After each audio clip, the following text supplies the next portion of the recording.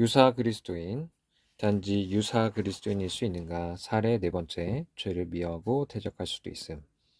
죄를 대적하는 일에서 어디까지 도달할 수 있는지에 대한 7가지 예를 단계적으로 제시하겠습니다. 첫 번째, 죄를 자각할지라도 그리스도인이 아닐 수 있습니다. 자각이란 마음속에 죄를 적용하시는 성령의 촉구적인 사역 없이도 말씀으로 조명받은 자연적인 의식에서 비롯될 수도 있습니다. 자각은 자주 사라지고 결국 적절한 회심에 도달하지 못합니다. 교회는 우리가 잉태하고 산고를 당하였을지라도 바람을 낳은 것 같아서 라고 말합니다. 이 말씀은 자신들이 겪은 고통의 무익함과 관련된 교회의 불평이죠. 또한 이 말씀은 죄의 자각의 무용함에 대한 대다수의 불평이기도 합니다.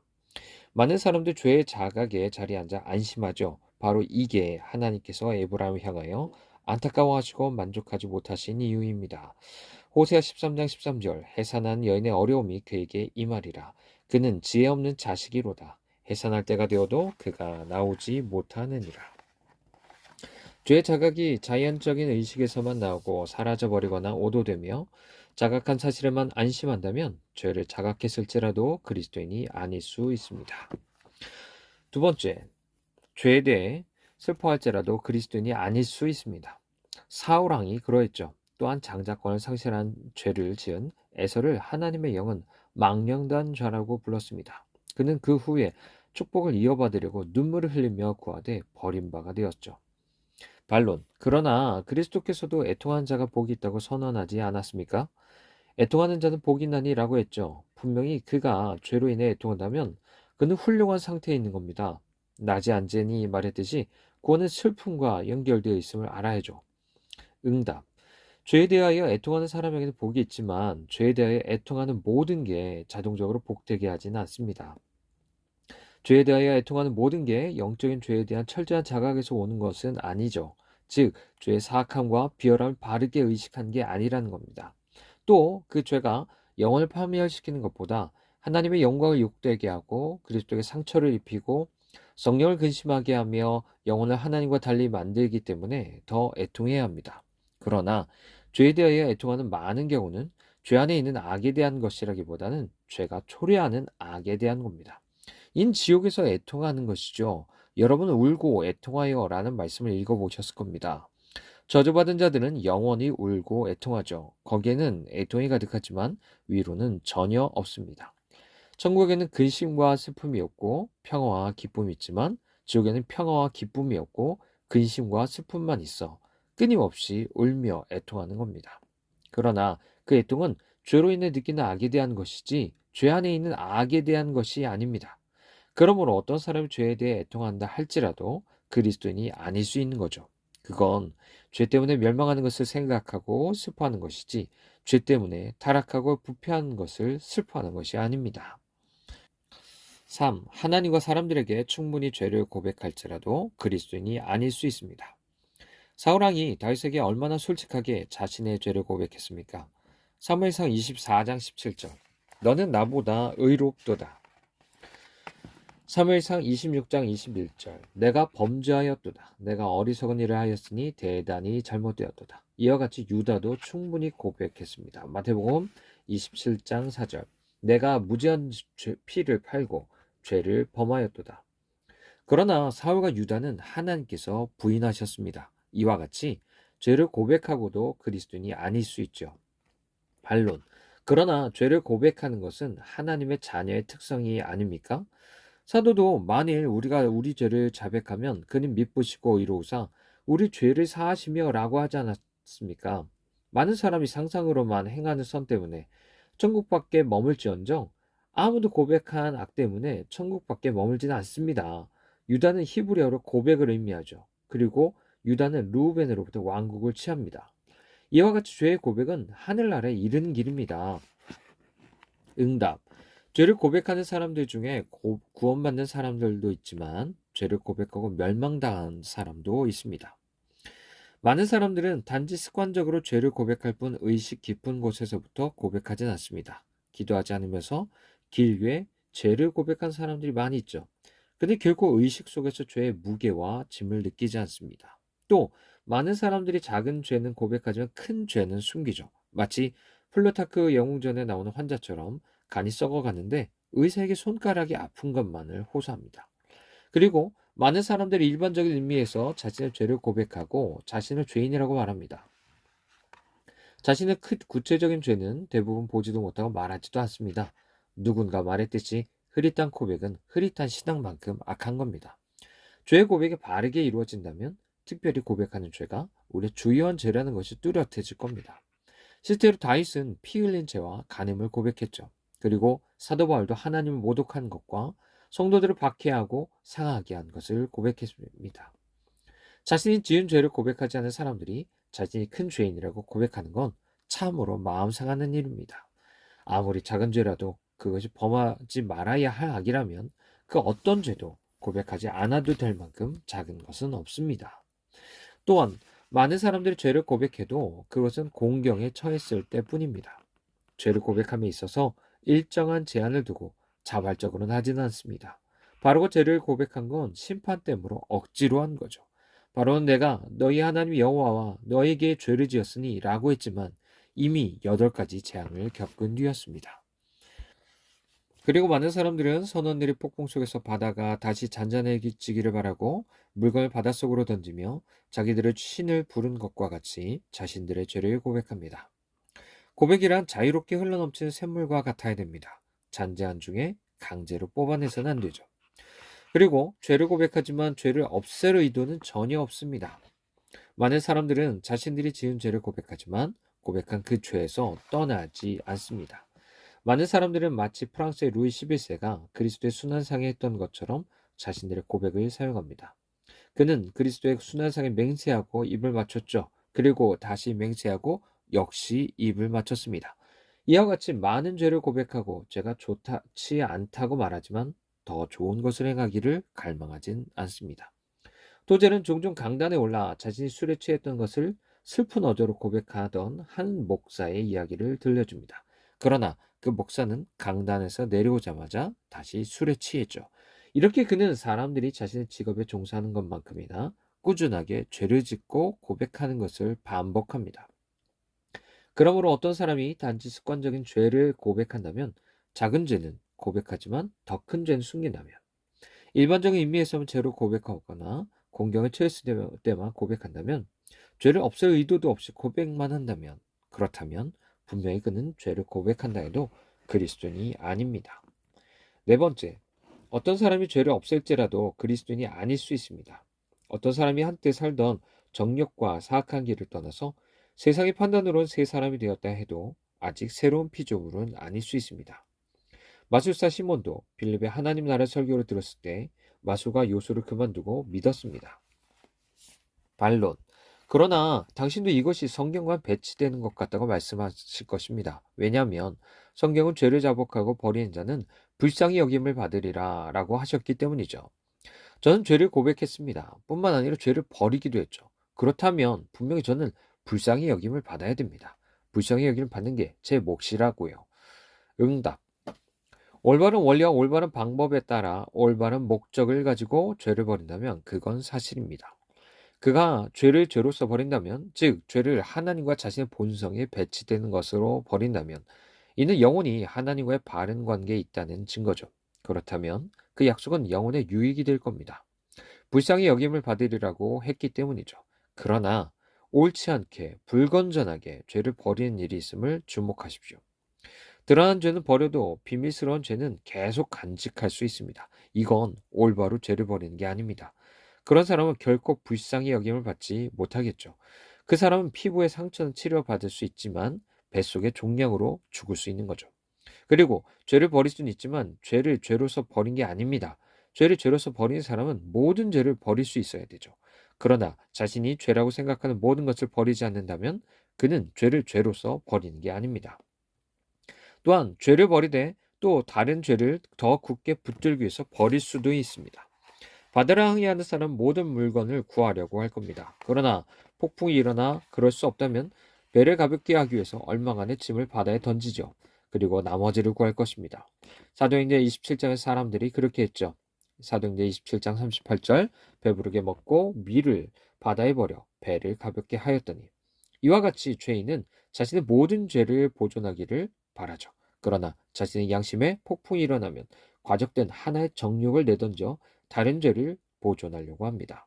그리고 모든 죄를 버릴지라도 여전히 죄인일 수 있습니다. 왜냐하면 생활 속에서 죄의 열매가 보이지 않아도 죄의 뿌리는 마음속에 있기 때문입니다. 가지를 모두 잘라도 나무는 살아 있습니다. 사람이 죄를 짓기 전에라도 죄인이라면 그가 죄를 떠날지라도 죄인입니다. 왜냐하면 그를 지옥에 떨어뜨리고 멸망시키기 충분한 원죄가 그 안에 남아있기 때문입니다. 그리고 죄는 떠났을지라도 아직 그 죄가 사랑받을 수 있습니다. 즉, 어떤 사람이 죄된 생활을 버렸을지라도 죄에 대한 사랑은 여전히 그에게 남아있을 수 있죠. 그러므로 죄를 버림으로써 거의 그리스도인이 되었어도 여전히 죄를 사랑함으로써 거의 그리스도인이 되담한 것을 나타내고 맙니다. 죄를 짓되 죄를 사랑하지 않는 것은 죄를 짓진 않지만 죄를 사랑하는 것보다는 덜 악한 겁니다. 왜냐하면 죄를 짓는 것은 은혜가 약한 것만을 나타내지만 죄를 사랑하는 것은 정욕이 강하다는 것을 나타내기 때문이죠. 로마서 7장 15절. 내가 행하는 것을 내가 알지 못하노니 곧 내가 원하는 것을 행하지 아니하고 도리어 미워하는 것을 행함이라. 사람 속에 있는 모든 죄가 악한 것이지만 감정 속에 있는 죄가 행위 속에 있는 죄보다 더 악합니다. 왜냐하면 행위 속에 있는 죄는 단지 연약함에서 짓는 것이지만 감정 속에 있는 죄는 선택과 개심의 열매이기 때문이죠. 마지막으로 모든 죄가 사슬에 매일지라도 여전히 마음은 변하지 않을 수 있습니다. 그래서 죄인의 본성은 여전히 전과 똑같습니다. 사슬에 매인 개도 여전히 개입니다. 사슬을 늦추면 달려들죠. 대적간의 팔은 쉴지라도 발은 여전히 다투는 것입니다. 휴전은 할 수 있지만 평화는 없어요. 죄인이 자기의 팔에서 죄의 무기를 내려놓을 수는 있지만 여전히 하나님께 대한 정의가 그 마음속에 남아 있습니다. 휴전이 있을 수 없어요. 그래서 그는 하나님께 대하여 죄를 짓지 않을 수 있습니다. 그러나 하나님과 연합할 때까지는 평화는 전혀 없죠. 억제하는 은혜가 죄인 속에 있지만 그 본성을 변화시키는 건 새롭게 하시는 은혜입니다.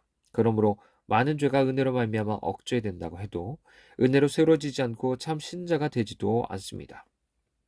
그러므로 그러한 죄는 버리되 비밀스러운 죄는 보존한다면 죄를 버리되 죄를 죄로서 버린 것이 아니라 하면 한 가지 죄를 버리되 또 다른 죄를 더욱 굳게 잡는다면 모든 죄를 버리고도 여전히 죄인이라면 죄를 버리되 여전히 죄를 사랑한다면 모든 죄를 결박하고도 마음이 변화되지 않는다면 사람이 죄를 버릴지라도 그는 단지 그리스도인이 되다만 사람일 뿐입니다.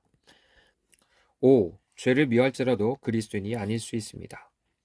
압살롬은 암논이 자기 누이 다말에게 행한 부정한 일을 미워했죠. 그의 미움은 매우 커서 그 일로 암논을 죽이기까지 했습니다. 그러나 압살롬은 악한 일 뿐입니다.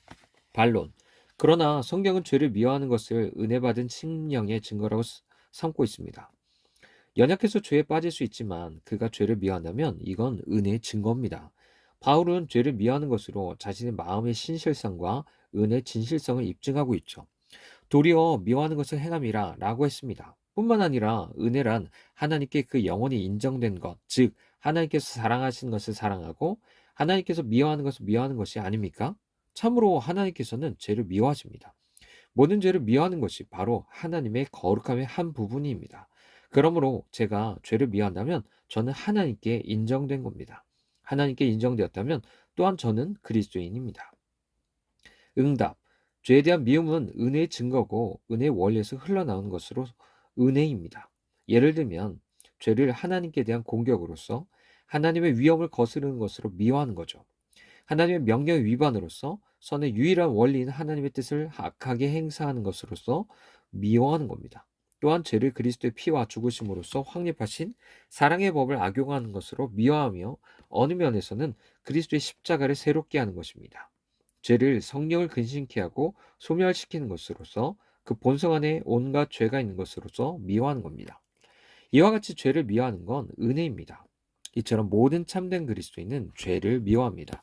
그러나 은혜를 받은 모든 사람들이 죄를 미워하지만 죄를 미워하는 모든 사람들이 은혜를 받은 건 아닙니다. 왜냐하면 하나님과 피 흘리시는 그리스도와 슬퍼하는 성령을 거스르는 것으로서가 아니라 다른 원리로부터 죄를 미워할 수도 있기 때문이죠. 그러면서 모든 죄를 미워할 수 있기 때문입니다. 본성 안에 이것 외에는 아무 죄도 없을 수 있기 때문이죠. 죄 안에 있는 악 때문이 아니라 그의 수반된 부끄러움 때문에 죄를 미워할 수도 있는 겁니다. 죄를 말해주고 숨기지 못함이 소돔과 같은 죄인들이 있습니다. 그들은 경멸의 자리에 앉죠.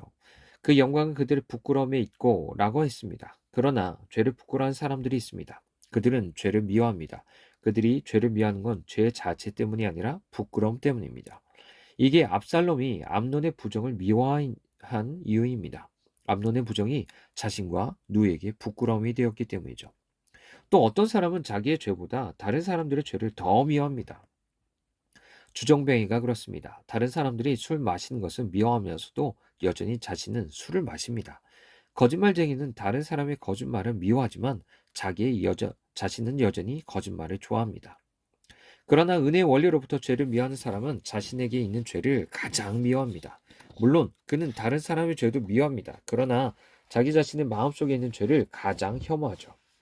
또한 다른 죄와 구별되는 특별한 죄만 미워할 수도 있습니다. 죄와 죄 사이에, 정욕과 정욕 사이에는 뚜렷한 구별이 있습니다. 그러나 은혜 사이에는 아무런 구별이 없습니다. 한결같은 삶은 은혜 받은 삶의 탁월함입니다. 하나님의 성령의 은혜는 다릅니다. 그러나 그것은 또한 다르지 않습니다. 믿음과 사랑과 거룩은 모두 하나죠. 그것들은 동시에 동일한 주제로 함께 존재합니다. 또한 그것들은 나눌 수 없습니다. 사랑이 없는 믿음은 없죠. 거룩함이 없는 사랑도 없습니다. 마찬가지로 사랑이 없이는 거룩함도 없고 믿음이 없이는 사랑도 없습니다. 이게 은혜의 삶을 평안하고 탁월하게 만드는 거죠. 그러나 죄의 삶은 사람이 상반된 정욕의 노예라는 점에서 혼란스럽고 상반되는 삶입니다. 자만과 방탕의 정욕은 탐욕의 정욕과 상반됩니다. 그러므로 한 정욕이 어떤 사람을 지배하게 되면 상반되는 정욕을 미워하게 됩니다. 탐욕이 마음을 사로잡으면 그 마음은 자만을 미워합니다. 자만이 마음속에서 우위를 차지하면 그 마음은 탐욕을 미워합니다. 이와 같이 죄를 미워한다 해도 은혜의 원리에서가 아니라 정욕의 상반성으로 인해 미워합니다. 그는 어떤 죄도 죄로서는 미워하지 않습니다. 그러나 자신이 사랑하는 정욕에 상반되는 죄는 미워하는 거죠.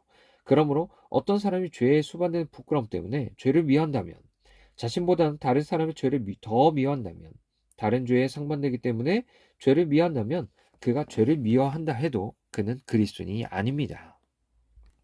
6. 굳은 맹세와 약속을 할 수도 있지만, 즉 죄에 대항을 목적으로 굳게 결심할 수도 있지만 그리스도인이 아닐 수 있습니다.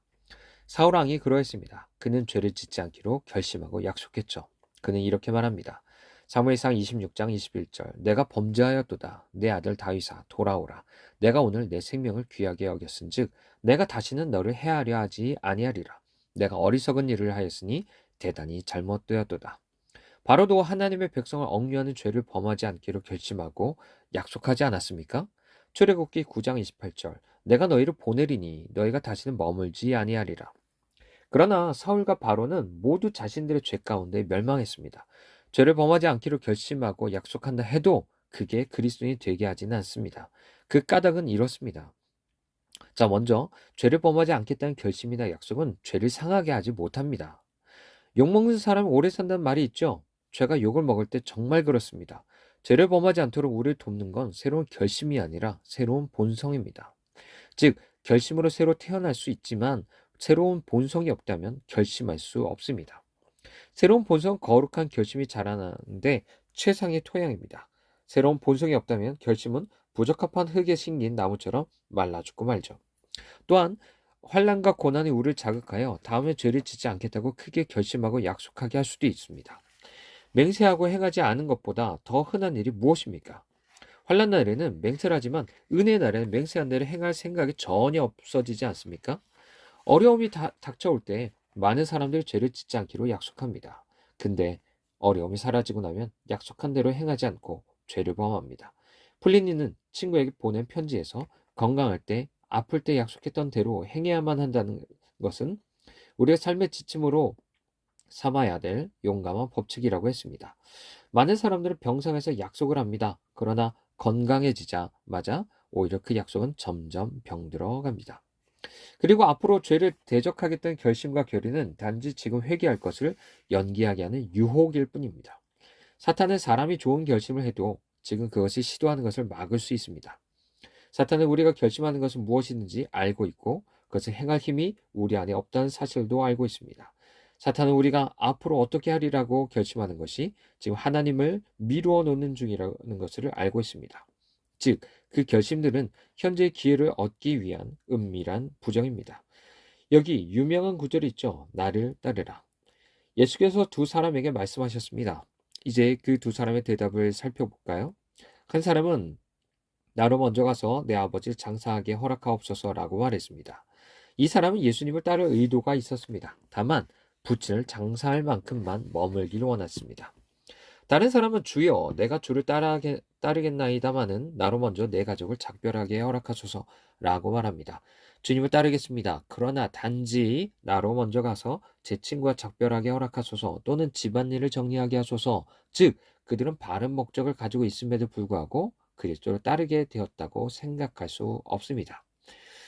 그리고 성화되지 못한 본성도 죄를 거스르는 약속과 결의를 하게 할 수 있습니다. 첫째, 자연인도 조명되지 못한 양심으로부터 크게 죄를 자각할 수 있습니다. 둘째, 자연인도 하나님의 법을 인정할 수 있고요. 셋째, 자연인도 구원 얻을 욕망을 가질 수 있습니다. 이상의 세 가지, 즉 죄를 자각하는 양심의 작용, 율법이 선하다는 판단, 그리고 구원 얻고 싶은 욕망이 어떤 사람 속의 죄에 대항하겠다는 결의를 하게 할 수 있습니다. 모세에게 다음과 같이 말한 사람이 바로 그러한 경우입니다. 신명기 5장 27절 당신은 가까이 나아가서 우리 하나님 여호와께서 하시는 말씀을 다 듣고 우리 하나님 여호와께서 당신에게 이르시는 것을 다 우리에게 전하소서. 우리가 듣고 행하겠나이다. 이는 올바른 결심으로 하나님께서도 이 결의를 받으셨습니다. 신명기 5장 28절 여호와께서 너희가 내게 말할 때 너희가 말한 소리를 들으신지라. 여호와께서 내게 이르시되 이 백성이 내게 말한 그 말소리를 내가 들은즉 그 말이 다 옳도다. 그들이 말한 대로 행했다면 얼마나 좋았겠습니까? 그러나 행하기보다는 말하기를 더 좋아했습니다. 왜냐하면 그들은 약속할 혀는 가지고 있었지만 그 약속을 실행할 마음은 전혀 없었기 때문이죠. 하나님께서 이를 아시고 말씀하셨습니다. 신명기 5장 29절 다만 그들이 항상 이 같은 마음을 품어 나를 경외하며 내 모든 명령을 지켜서 그들과 그 자손이 영원히 복받기를 원하노라. 그들은 하나님을 경외하고 그분의 계명을 지키기로 결심했습니다. 그러나 성화되지 못한 마음으로 결심한 것을 행할 새로운 마음은 원하지 않았습니다. 이들은 포도원에 가겠노라고 말을 하고 나서 가지 않은 복음서에 나오는 아들과 잘 어울리죠. 그러므로 죄를 대항하겠다는 결심과 결의로 죄를 상하게 할 수 없다면, 현재 고통 때문에 거창한 결심을 하게 된다면, 결심들이 유혹의 결실이라면, 또한 성화되지 못한 본성에서부터 나온 것이라면 그가 분명히 죄를 대항하기로 결심하고 다짐한다 해도 그리스도인이 아닐 수 있습니다. 7. 어떤 사람의 내면에서 죄에 대한 싸움과 전투가 진행된다 해도 그는 그리스도인이 아닐 수 있습니다. 발람이 그러했죠. 발람이 하나님의 백성을 저주하러 갔을 때 그 내면은 큰 투쟁이 있었습니다. 민수기 23장 8절 하나님이 저주하지 않으신 자를 내가 어찌 저주하며 여호와께서 꾸짖지 않으신 자를 내가 어찌 꾸짖으랴.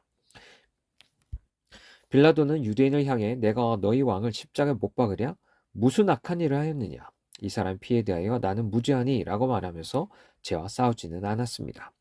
반론, 영혼 속에 죄와의 싸움이 있다면 이건 은혜의 증거가 아닙니까? 마음속에서 죄와 싸우는 것이 은혜 외에 무엇입니까? 사도도 육체의 소욕은 성령을 거스르고 성령은 육체를 거스르는 것을 마음속에 있는 은혜의 증거로 삼았습니다. 지금 저는 제 마음속에 이런 싸움이 있음을 압니다.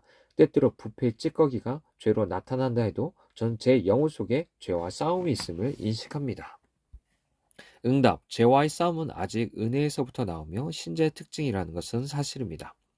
그러나 또한 은혜에서 나온 것이 아닌 죄와의 싸움도 있습니다. 그리고 그건 신자들에게는 없어요. 하나의 동일한 기능의 싸움이 있습니다. 즉 의지에 대한 의지의 싸움, 정서에 대한 정서의 싸움입니다. 이게 바로 사도가 육체의 소욕은 성령을 거스른다 라고 말한 거죠. 즉 거듭난 것에 대한 거듭나지 못한 부분의 싸움입니다. 이건 동일한 기능 속에 있는 것이며 신자들에게만 있는 독특한 것입니다. 불신자는 자기 속에서 이와 같은 투쟁을 결코 발견하지 못합니다. 이러한 투쟁을 그 안에서 발견할 수 없죠. 즉 그가 이런 입장에 있으면서 동시에 은혜의 상태에 있는 것은 불가능합니다. 그러나 다양한 정신적인 기능들 속에서 일어나는 죄와의 싸움이 있습니다. 이건 신자들에게는 없는 싸움이죠. 즉 의지와 양심의 사이의 싸움입니다. 양심은 조명을 받아 지옥의 공포와 저주로 또 두려워 떱니다. 양심은 죄에 대항합니다. 그러나 의지와 정서는 쓰러지지 못했고, 그래서 그 의지와 정서는 죄를 좋아합니다.